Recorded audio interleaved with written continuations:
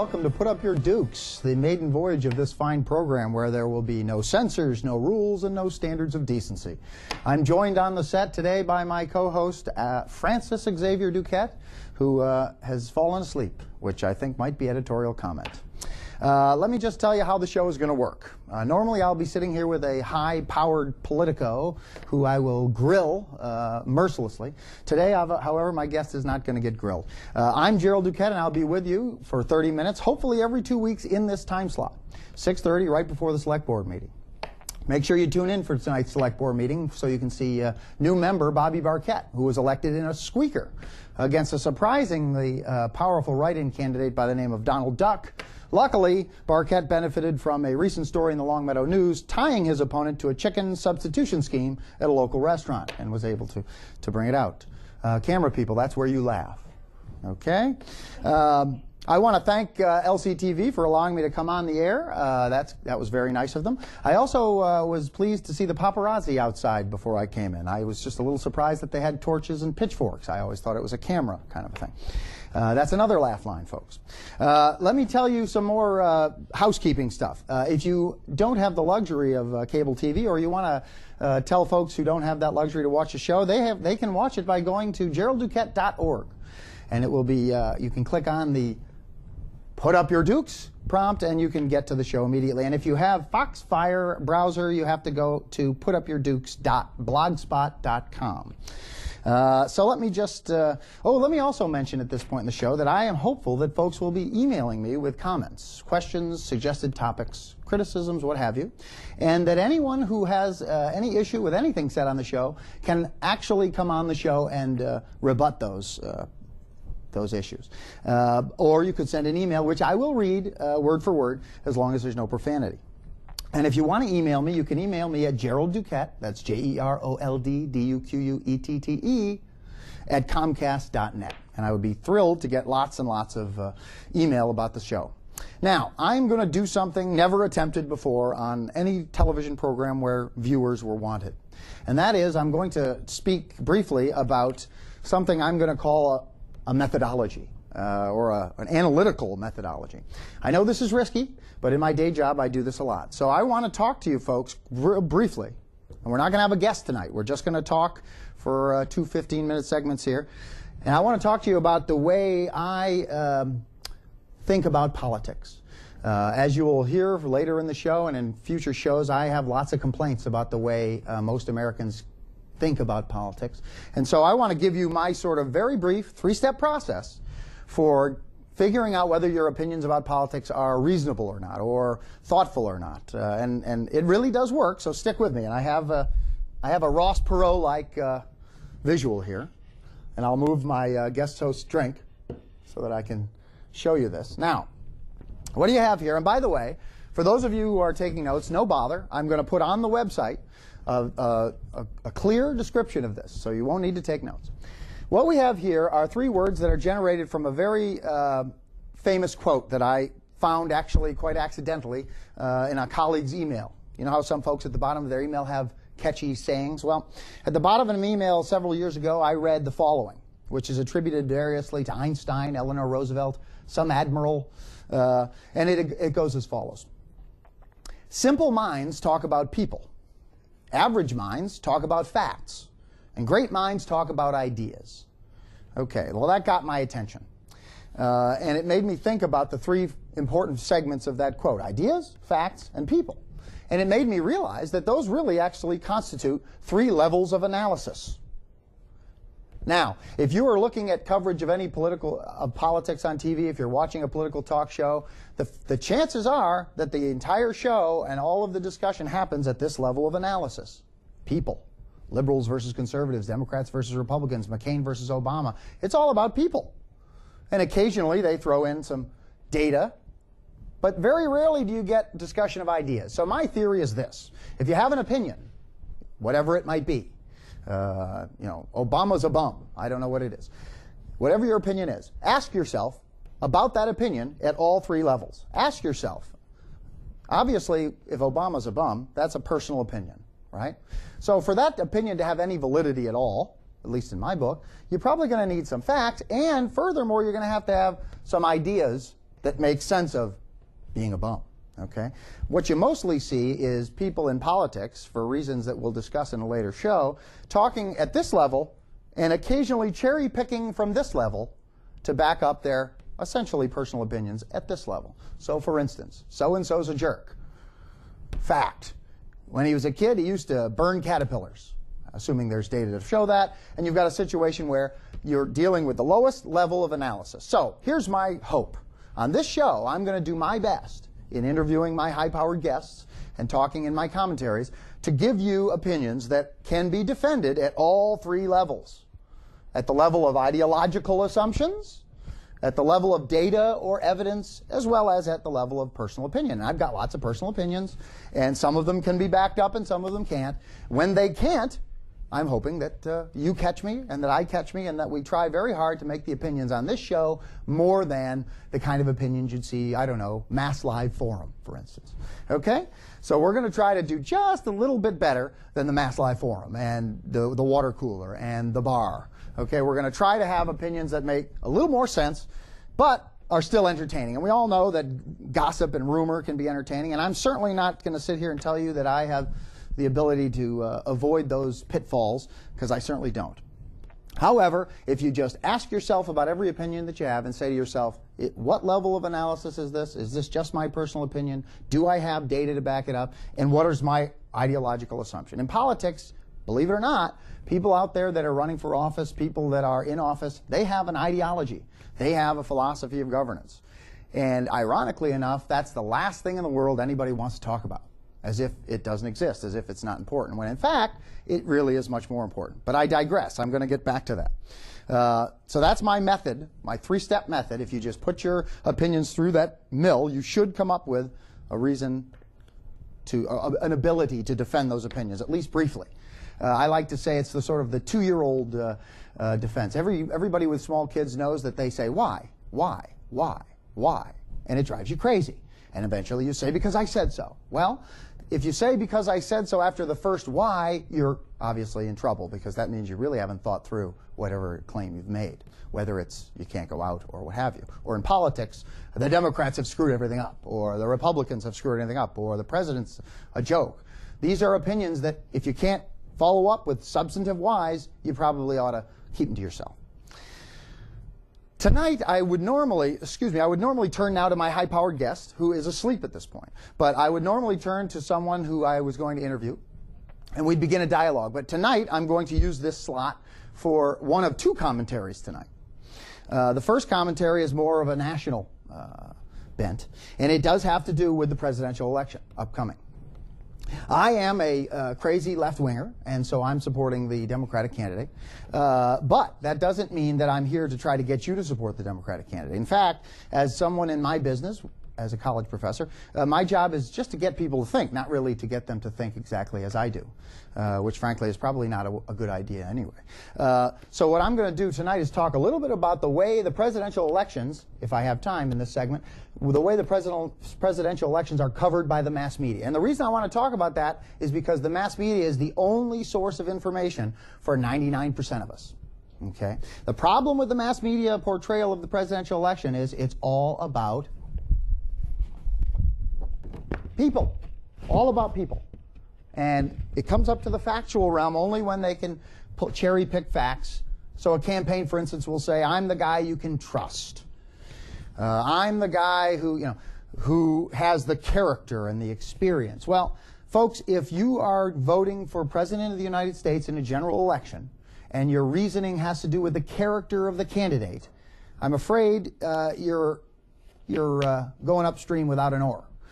Because quite frankly, that is absolutely an irrational way to approach your vote. Your vote should be about your ideas. It should be about your interests, not the candidate's ideas and interests. So of course you're going to say, but Gerald, how will I've got to pick the best person for the job. Everybody knows you don't think about party, or nobody likes political parties. You just pick the best person for the job. Wrong. You don't pick the best person. You pick the person whose agenda will match your own agenda. Why is this a problem for most people? Well, unfortunately, most folks don't have an agenda. Most folks don't have any idea whether they're really a liberal or a conservative, which is why the most popular answer in polling today is I'm an independent. Unfortunately, what we know from polling data is that the majority of people who say I'm an independent, when then questioned about substantive policies and the way government works, don't have a clue. In other words, for the most part, people who say I'm an independent, and again, this is statistically true, not true of everyone, are ignorant. They don't understand how the system works. In fact, there's a very strong correlation between civic knowledge, that is to say, knowledge of how the system works, and partisanship. That's right, partisanship. In other words, the people with the most knowledge about politics are also the most likely to be strong partisans, which of course strikes everyone as absurd because the mass media tells us every day that strong partisans are just fighting. They don't have any ideals. They don't have any principles. Well, that's certainly true of some, but the fact of the matter is that in a presidential election, there's one piece of information that is most important, in a general election at least, and that is the D or the R, or the L for libertarian, or G for green, whatever they put on those. That piece of information tells you far more about the way the person will do the job of president than any other piece of information. So I am saying to you today that it is my opinion, and I will be backing it up on this show until they kick me off the air, that parties matter, that parties are based on a set of ideas about how the government should work, and if you are someone who thinks that neither party fits what you want to do, you really need to do a little more homework and figure out which party is going to be better for you in every election. Don't vote for candidates, vote for ideas, vote for agendas. Because the person who sits in the Oval Office is one person of several hundred in that building, as well as several thousand across the executive branch, who all take their job based on your vote for president. Okay? You're not voting for one person, you're voting for a branch of government. So if you think that being a flip-flopper is disqualifying, you're wrong, because that is obviously one of the silliest charges going. In fact, if you can't be accused of flip-flopping, then I would be unwilling to trust you, because anybody that consistent is probably not working with a full deck. So my first commentary, which you won't get the pleasure of two mostly, simply has to do with this idea that parties are no good and that we should be getting the best person. Just look at the coverage. What's in the news? The Reverend crisis. Can Obama be trusted? Is he a new kind of politician? Folks, I strongly recommend that you read op-eds, that you read the columnists. I personally like to read David Brooks on the right, George Will on the right, David Broder, E.J. Dionne. There's a lot of good columnists out there, and they're smart and they make good arguments. However, they have to write to the audience, and so their arguments are all about the candidates. Their arguments are all what we call horse race coverage, which means that they're talking about who's going to win and why. Not too many folks, with the possible exception of a segment on the McNeil-Lehrer NewsHour, which is just Lehrer now, talk about exactly what agenda, what policy agenda each candidate has. And you know what? There's a real easy way to figure that out. And that way to figure that out is simple. Go to Democrat.org or Republican.org and look at the platform of the political party. Even though they don't want you to do that because they're afraid that you'll actually find out specifically what they stand for. That's how you know what a Democratic president will try to do versus a Republican president. It really does matter. We haven't had Republican presidents who have gotten into office and tried to do things that the Democrats were promising. Okay, so here's my little piece of advice for today. Okay, parties matter, and parties are actually about ideas, and ideas matter.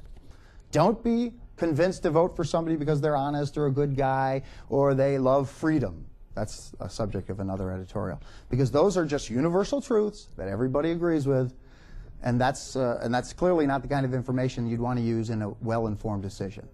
We're going to take a break right now, and we'll be right back with more.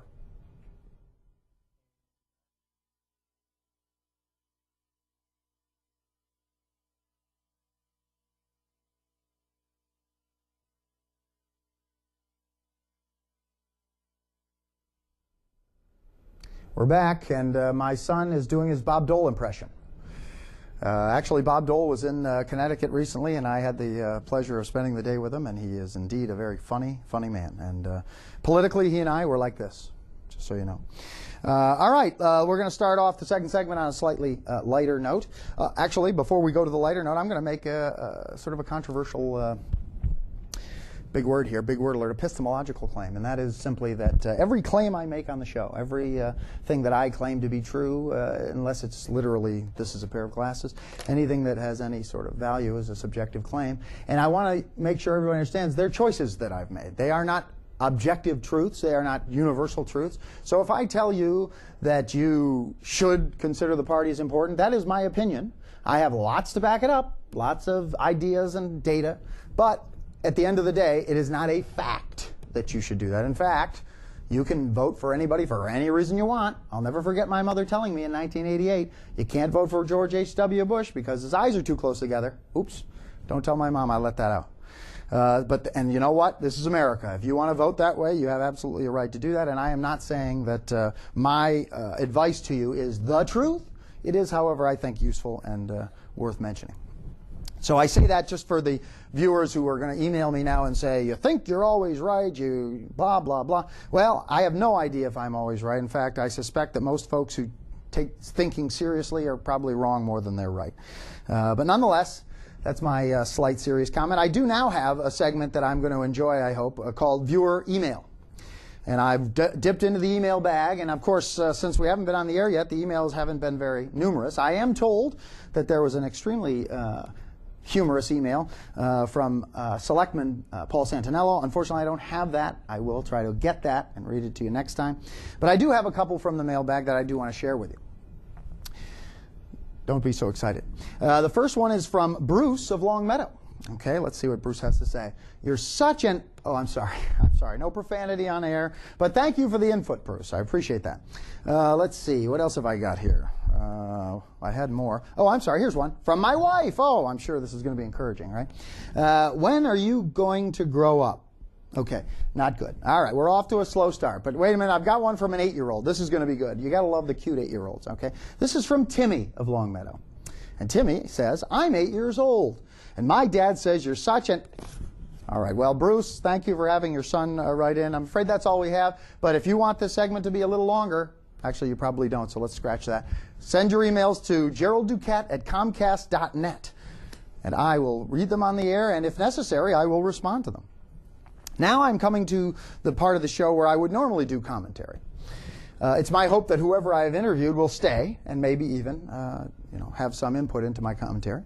And by the way, I'd like to call out Paul Santinello right now. Selectman Paul Santinello, I have asked you to be on the show, and I know you're going to try to duck me, so I want to call you out right here on TV. I want to see you here next week so that we can talk about the issues of the day.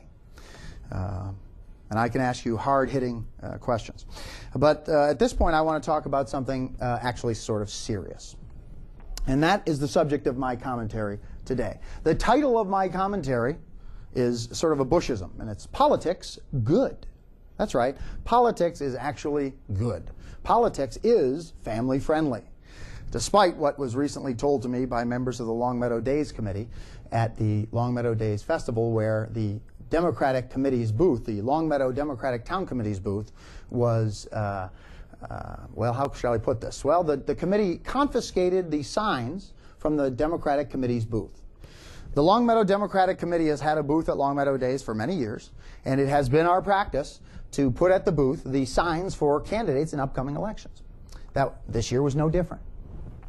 Unfortunately, while I was manning the booth, some members of the Long Meadow Days Committee approached the booth and indicated that we were not allowed to have signs, which I thought at first was a joke, but no, in fact, they were serious. There apparently is a policy that they claim that lawn signs of the type that are pictured here, I hope. Is there a picture in there? Okay. Those are apparently not appropriate. I was told literally that they are not family-friendly, which is to say that the Long Meadow Days Festival and the committee believes that women and children, and dads too, should be sheltered from the ugliness of politics. Now, I don't know if those signs are that ugly. What's really offensive to me is not the fact that they have trampled on freedom of speech. It's not the legal case, of which there is one, but it's the idea that having people running for the school board, particularly, but any local office, considered not family friendly, to consider a political sign that says so-and-so for school committee to be something that should be shielded from children, to me, is surreal. In fact, at longmeadowbuzz.blogspot.com, I wrote a brief editorial about this, and that's where the picture you see is coming from. And in that, I indicated it was like an episode of The Twilight Zone. These folks came to me, and they were very upset that I was not willing to take these signs down, so upset, in fact, that they ordered the Longmeadow police to confiscate the signs, which, sadly, they did. All of which was not only out of step with local bylaws, but indeed a violation of very significant and serious constitutional rights. But again, as I said, the legal issues are really not as relevant as the fact that the folks who were approaching me and asking that these signs be removed were very sincere. These are good people, smart people, and they looked at me with sincerity and basically said, this is inappropriate because it's politics. And politics, sadly, probably if I were to go out on the street and ask people to do word association and I said politics, the responses would not be positive. And the problem with that negative attitude about politics, which these folks sincerely espoused, is that what you're against is crucial to maintaining the freedoms that we enjoy. In other words, politics is the fuel that keeps the engine of our society running. You cannot avoid politics. Even if you try, you can't avoid politics. So when the Longmeadow Days Committee made me feel like a pornographer for wanting to introduce citizens to folks who were hoping to serve on the school board, I felt there's something wrong. There's something wrong in America when a town like ours with upper middle class demographic, well-educated people are against politics. Think politics is somehow dirty. What do you think? Politics, dirty? He loves politics. Okay? Well, I don't shield my kids from politics because politics is everywhere. There's no avoiding politics, and there's no reason we should avoid politics. In the town of Longmeadow, which is where we're doing this show, I have found in my brief time here, I've lived here about 3.5 years. I served on the school committee for 3 of those years. I have found that there is really an anti-politics sentiment, and it's not, it's not unusual for towns like Longmeadow to be, well, I don't know, a little stuffy when it comes to politics. Well, the fact of the matter is politics involves the conflict of ideas, and the conflict of ideas can be a little messy. That doesn't mean we should shield our children from it. In fact, if you shield your children from the conflict of ideas, you're blowing a beautiful opportunity to teach your children how to think and how to work in the world, because conflict of ideas exists everywhere, in the household, in the workplace, in the school, and everywhere else. So to argue that there's something not family-friendly about lawn signs, which would attract people to talk to candidates for the school board, that's a problem, a real problem. These people are running to serve in a position that is unpaid and they're not self-serving, selfish politicians looking to move up in the world. They're people willing to volunteer huge amounts of time, more time than I have to give, and which is why I did not run for re-election.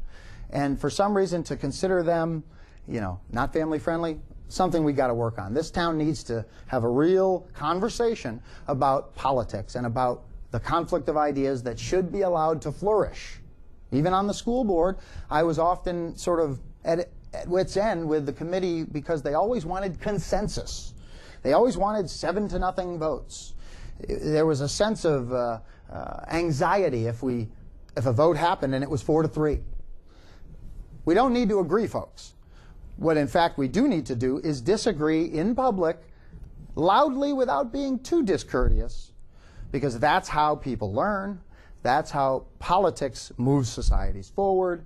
And without politics, folks, I guess I think I put in the article because there was a heat wave on Election Day, and I added that to my commentary. 1,500 people out of 11,000 showed up, which really, despite the clerk's brave attempt to put a positive spin on that, is disgusting. And I wonder why only 1,500 people showed up out of 11,000 when, in fact, the best opportunity to publicize a local election, you weren't allowed to do it. No politics at Longmeadow Days. The newspaper, where do you see that? Well, our local papers cover it well. The Republican, there's a little story in the column, Longmeadow election today. You don't know how many people I talked to on Election Day on the phone. Oh, it's an election?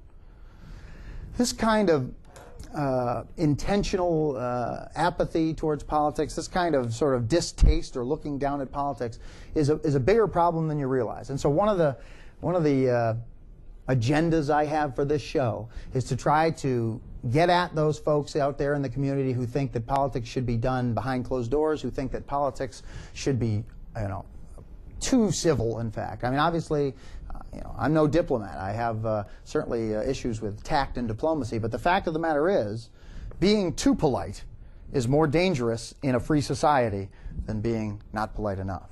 Too polite? That's not going to work out. Dictatorships deal with too polite. Democracy requires argument, and argument requires a little passion, hopefully with some restraint. So that's my 2 cents about free speech in Longmeadow, and obviously the larger issue is politics. Don't hate it. Love it. Because frankly, it'll teach you and your kids how to operate in every other sphere of life. Now, let me see. I've got all these great cards with stuff on them that I'm supposed to use, and I have about 3 minutes to use, which is nice. 3 minutes is plenty of time. I do want to remind you that right after we leave here, you'll be going to the select board meeting, which is televised live from the community room in the police station, which I understand is very lucky for Paul Santinello, who usually just has to go a few steps from the lockup to the community room.